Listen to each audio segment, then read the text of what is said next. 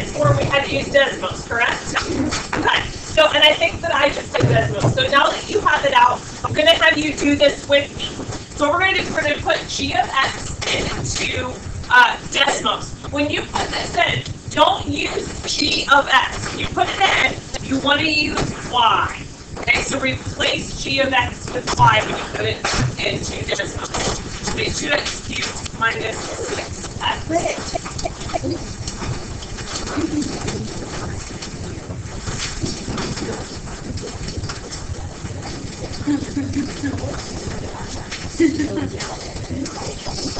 Right. Okay, so that is what should come up when you put it into Desmos. One way, guys, that way, that comes out, figures out, pencils out, goes out. Okay, you're going to go ahead and fill in your table. How do we get a table? How do we get a table? Little setting. Yes, press that little settings wheel.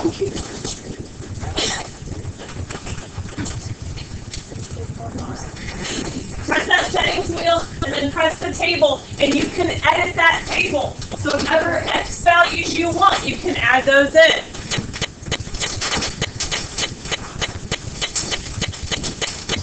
Okay, so we want -2. Well, this is kind of nice. Okay, the table that pops up is, I think, exactly the values that you need. So you can go ahead and put those in.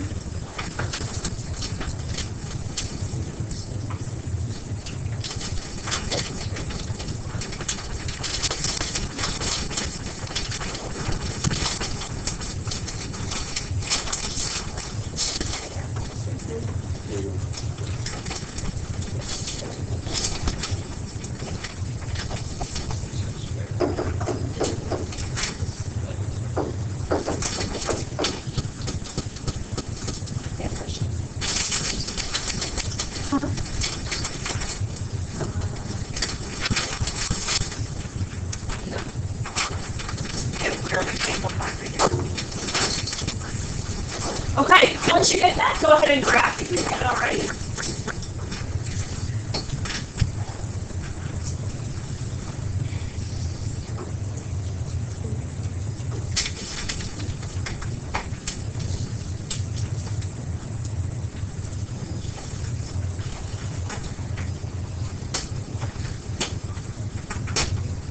All right, that wasn't the best graphic, but you get the idea. And that should match up to what you see on Desmos. So if you look at what you're seeing on Desmos, it goes up and down a couple times.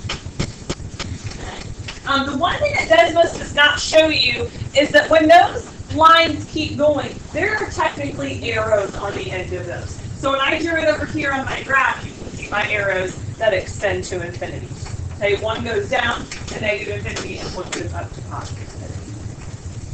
What is our y-intercept of our graph? If you need to look at Desmos, it might be easier to tell. So if I go back here and I look at where it crosses the y-axis, my y-intercept is 0, 0.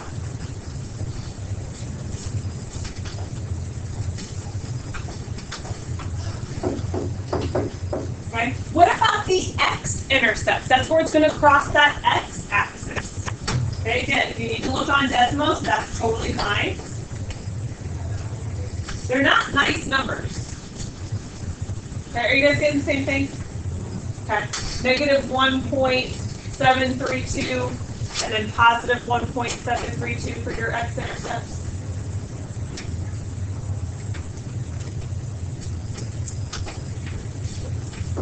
Oh, sorry, this says how many. How many are there? Are there 3? Did I miss one? Oh, 0, 0. Yeah. Okay. So all 3 of those. So there are 3 of them. We didn't have loops in there. All right. Does this graph have a maximum? You can honestly look at this one. Does it have a maximum? Why not? There's an arrow. Right? And if that arrow keeps going up, we can't pick out a point that's the highest point of the graph. What about a minimum? No, right? Same deal. We have an arrow that's pointing down, so we can't pick out a minimum value. G of 5. So I'm going to show you something. I want you to do Desmos. Okay, you can look on your graph, or you can go here, and there's two options. Okay, actually, let's just show you the first option. It'll be easier this way. Okay, just type in 5 in your table. You already had the table up.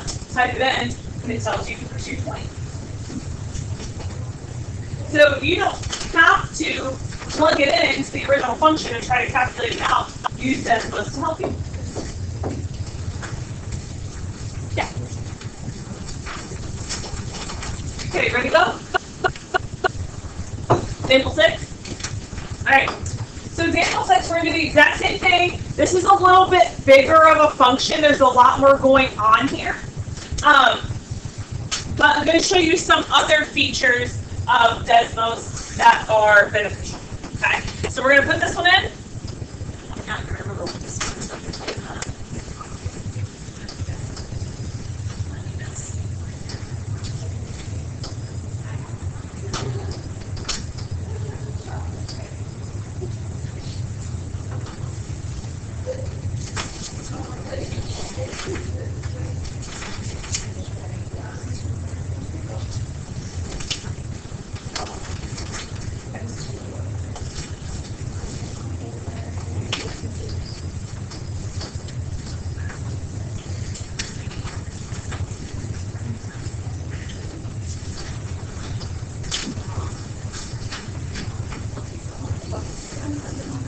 Oh, okay. Sorry, that was long for me. Okay, so you should be able to get that into Desmos. I'm going to zoom in a little bit so I can see my whole graph.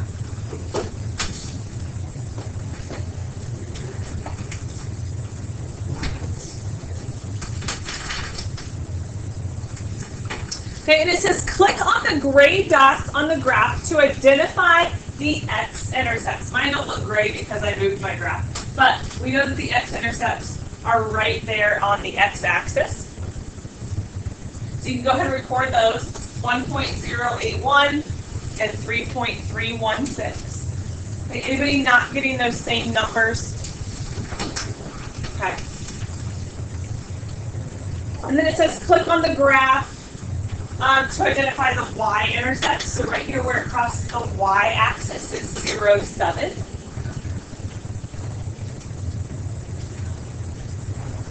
Okay, now I already zoomed out. There is a minimum point. Okay, I'm going to go ahead and move this up so my friends are in the back. If you look at that minimum point, you can click on it on your computer, and Desmos will tell you what that minimum is.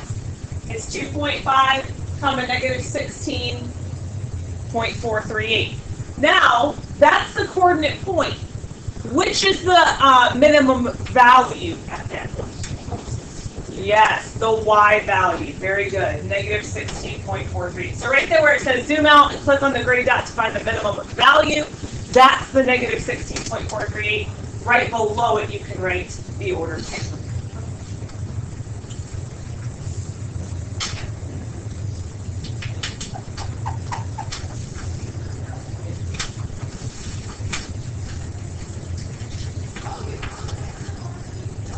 All right. Exercise 7. Desmos can help you using function notation. So if you've noticed, when I do my equations, I've been changing them to y. Let's just leave f of x this time. So we're on exercise 7. We're gonna go ahead and type in f of x. Okay, just basically how this is written: 2x minus 21. Or I'm sorry, 91.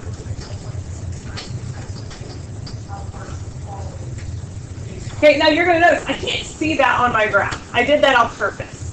So if you look at the directions, it says on the next line, type f of negative 4. So you're going to go to the next line, and you're going to type f of 4.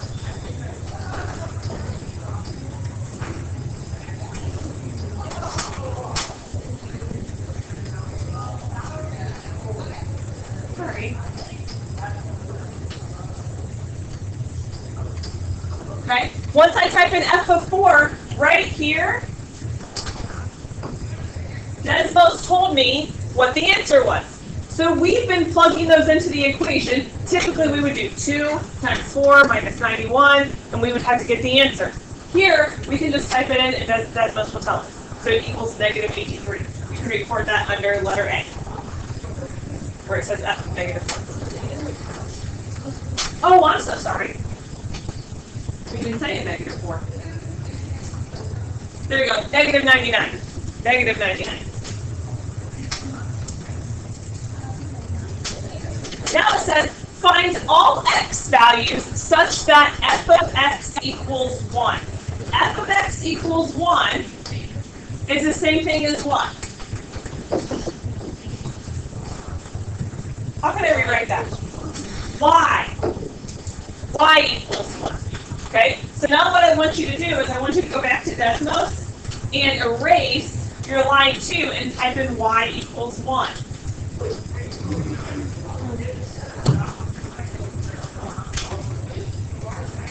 Okay, and I'm going to zoom out and find the intersection of my y equals 1 line and my original, which is 46, 1. So that tells me when y is 1, x is 46.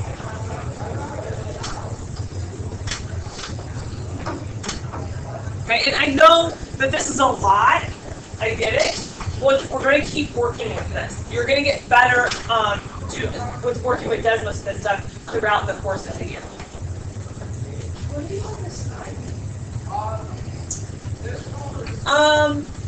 You don't need to slide it. If you're just typing in y equals 1, you can slide it if you want it to change what y is. Does that make sense? Like, I don't want to change, so I'm just going to leave it like it is. I'll just type in y equals 1. Okay, part B. Now, try to evaluate the function f of x equals x negative x squared. I'm going to change my top one here. Negative x squared plus 5.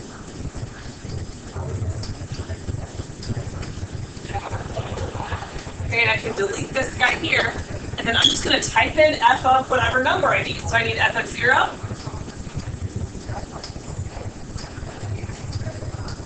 So f of 0 is 5. Now I can do f of negative 1, so I'm just going to delete what I have. Type in negative 1. Desmos will tell me it's 4.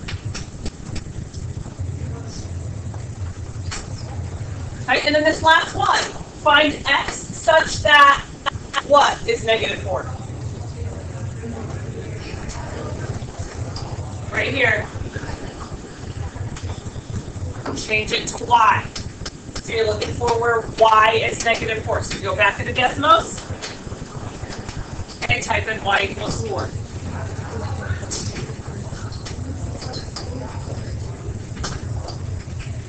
Zoom in there. Right there and right there is where it intersects. Is it again? Me and my negative 4s today. There we go. Alright, negative 3 and positive 3. Square across is 4x.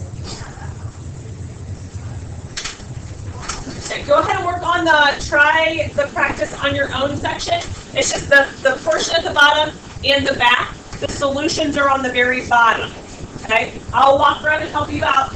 Utilize Desmos as much as you can. That's what I want you to get used to. Okay? That's the part that you need to get used to. I know that you guys are used to plugging stuff in by now, but Desmos is a really great tool that will help you. Okay, so go ahead and work on that.